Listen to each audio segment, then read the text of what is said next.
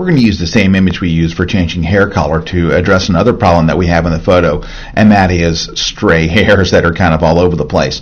This happens in almost every photograph, and it's retouched in almost every photograph. Take a look. You can see stray hairs coming off here, here, here, here. Those are pretty easy to fix. There's some stuff coming off here. The ones that I'm more concerned about are these ones over here. Let's just zoom in a little bit on those. You can see there's hairs coming here, here across these lines and things, and those are going to be a little harder to tackle, so I want to make sure that we go through those. Getting rid of these are really pretty easy, and you're going to have to make a decision as to how many of these hairs you want to address. They normally are addressed if they're kind of just, you know, crazy hairs off like this. They're definitely done, but you have to decide how far do you want to go. For example, take a look at this one stray hair up here. Do you really want to go to that extent and get rid of those? If this was the cover of Vogue, I probably would go through and do all that, but you'll have to make a decision, you know, what's right for you. Let's go ahead and look at getting rid of these. Probably the easiest way in your first inclination is to use the clone stamp tool.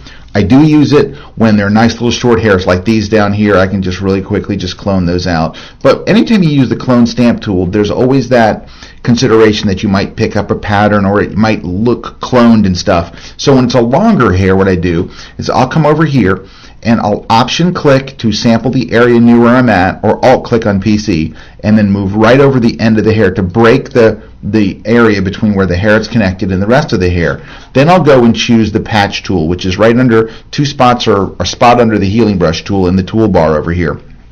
And I prefer this for anything large. So I use the healing brush for small stuff and the patch tool for large stuff. And I think the patch tool does a better job of not leaving anything behind, not leaving any traces that it was retouched. So I'm going to go here and just draw a lasso tool around that hair, let go, and it reattaches itself to the beginning of your selection.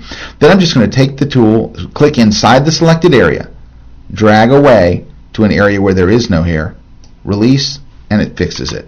And it leaves no trace. So for longer hairs, that's my tool. For shorter hairs, I'll bop over to the clone stamp tool. By the way, the shortcut to get to the clone stamp tool, you can see right here, is the letter S. And the shortcut for the patch tool is the letter J. So let's go ahead over to and just hit S and go to the clone stamp tool. Let's go ahead and kind of get rid of this stuff. And I'll go around real quickly and we'll just get rid of the really obvious stuff as we're going here. And again, you have to decide what you want to do here. We kind of broke that hair in half. Do you want to get rid of all of this? In which case we could just do this, which is probably the way to go. Get rid of all of this and even this little area right here and just end it right there at that spot right there. There we go. And kind of go through here and hit a couple extra spots.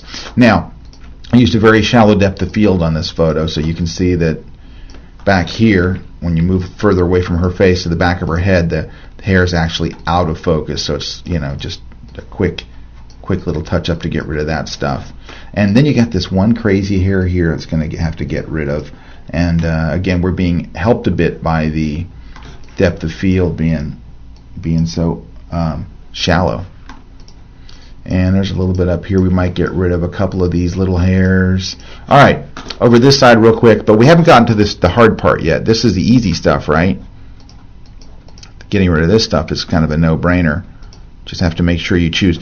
Look at this one. This is going to get a little tougher unless you want to pull this kind of reddish area over her hair here. I think we'll go with a smaller brush. That'll help us to go right beside it.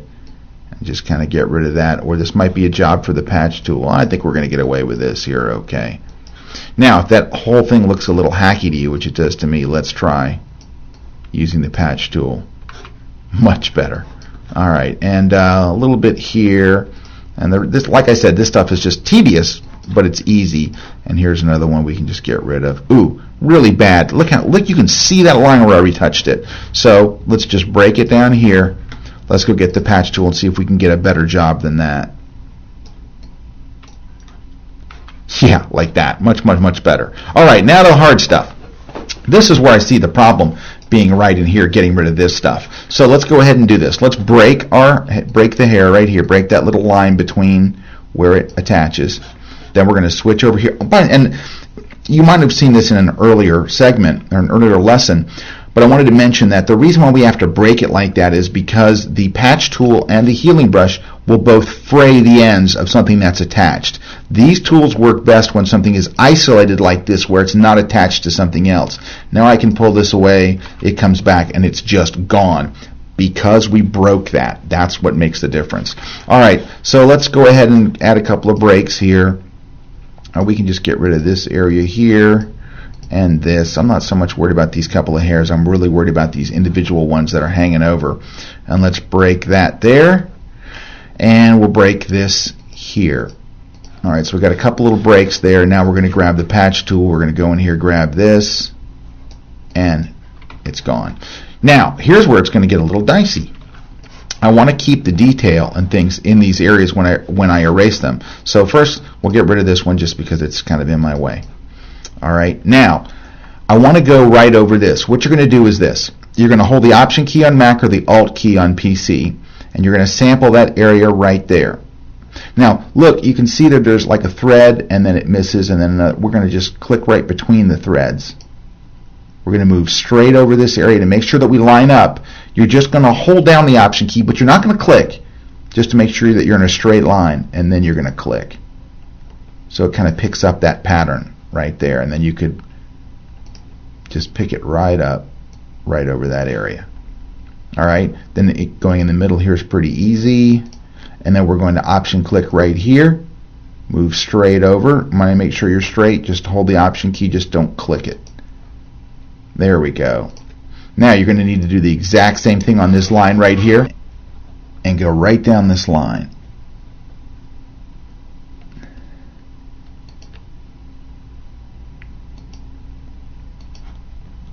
See how we picked that line up and moved it in a perfectly straight line? Again, the trick is to Option click here, move over the hair, make sure you're still lined up straight,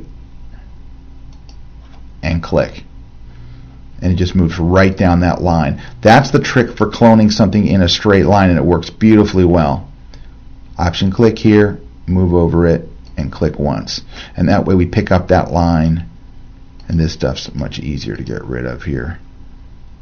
Right down the line. Pow, it's gone. Same thing over here. You're going to Option click right, putting your cursor right between the line, move over, make sure it's still lined up right straight. I'm using the center of that to make sure I'm on the line, and then click once. I'm off a little. Do you notice how it just, I mean, you wouldn't probably notice, but let's try it again. There's no sense in doing it wrong, right?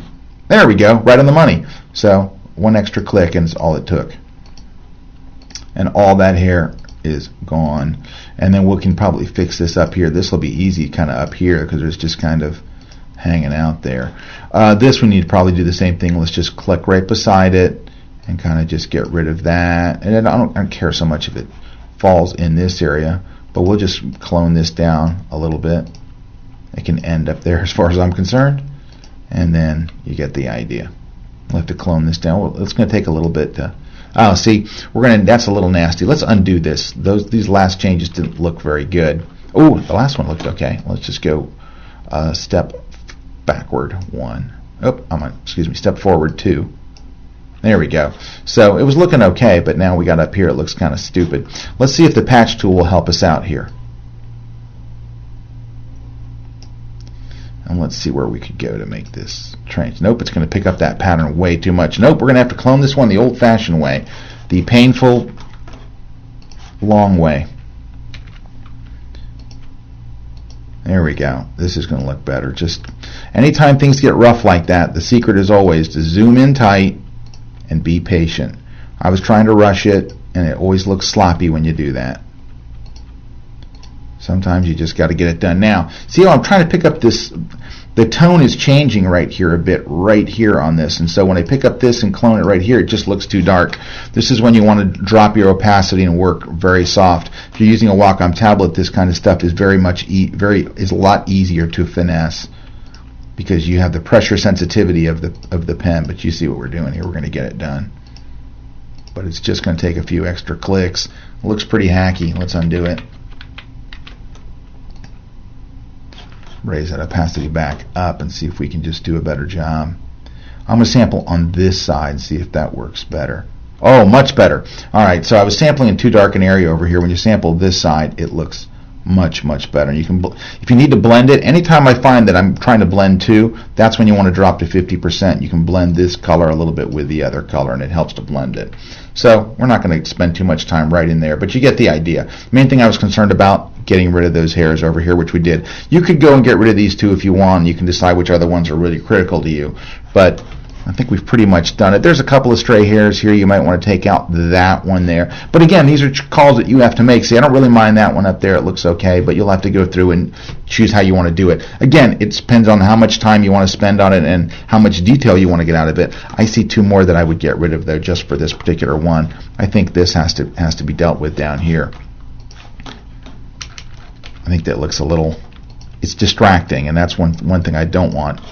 Let's get our opacity back up high. By the way, when you see me run up here and change the opacity real quick, notice that I'm clicking on the word opacity, and watch how my cursor changes to a scrubby slider. By doing that, I can just really quickly change the amount rather than going here and moving the slider, which is the slowest way. If you know you want to make a big move, go right here and go, okay, bring it down to 50%. A lot quicker. So that's scrubby sliders. And just get rid of that. That was kind of distracting. I think I'd get rid of this right here too. So again, like I said at the beginning of the video, some of these things are just very tedious. There's no quick fix for some of these things. It just takes time. Look at that, looks bad. Also, I've got kind of a blotchy looking area here. If I find I've got that, then I'll go back to the patch tool and it fixes it right up. There you go.